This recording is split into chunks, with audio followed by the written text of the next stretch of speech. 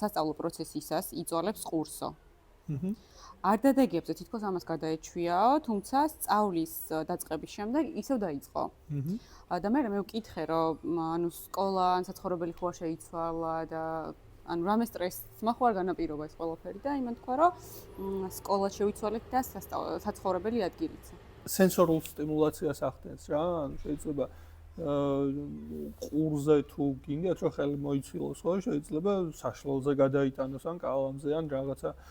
არც მაგალითად ჩვენთან ერთ შემთხვევაში ის გავაკეთეთ, რომ იმაზე სკამზე გაუვით რეზინი და ფეხებს იმაზე ათამაშებს იმისთვის, რომ მაგ დროს მშვიდდება და შედარებით უფრო კონცენტრირებულია გაკვეთილზე.